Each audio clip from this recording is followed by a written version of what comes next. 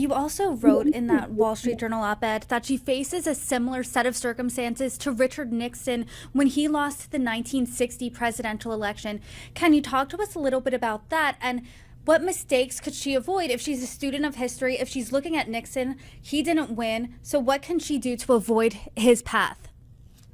Yes, Brittany, I spoke about that from my own relationship with President Nixon.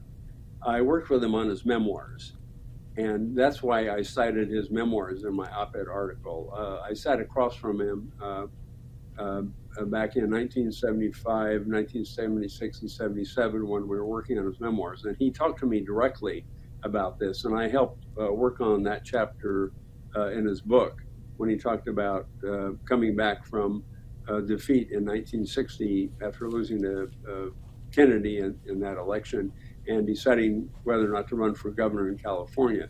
So he and I spoke directly about that, and when he wrote about it in his book.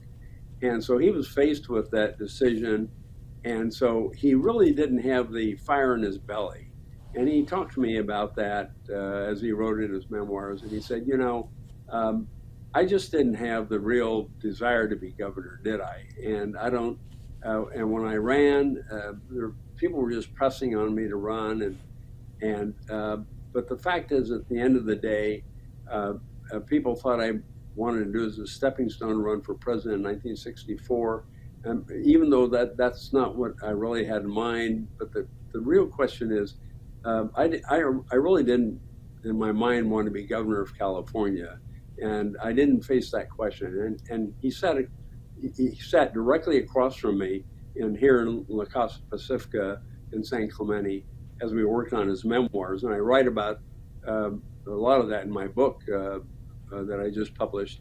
That we worked on it together, and so he felt that way. So she's going to have to make that kind of decision.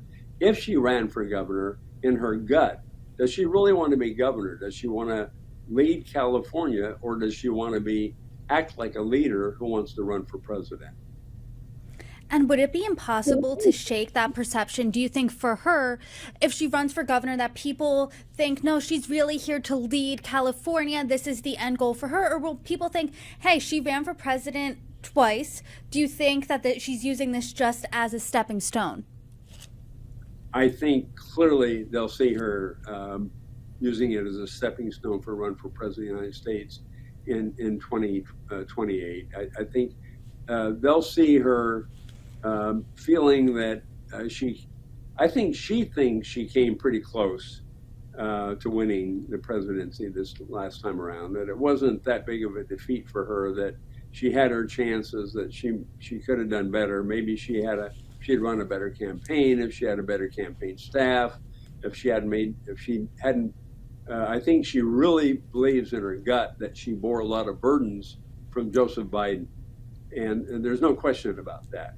And I think she feels in her own mind that if she could run a campaign without carrying Biden on her back, without bearing the burden of Biden, that she could win the presidency.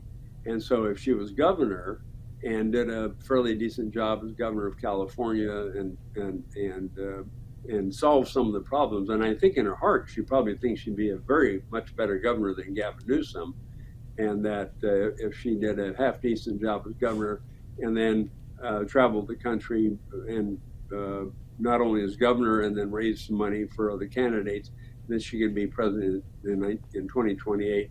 But that would be a detriment, be viewed by the voters that she would be too ambitious, and that would be a burden for her.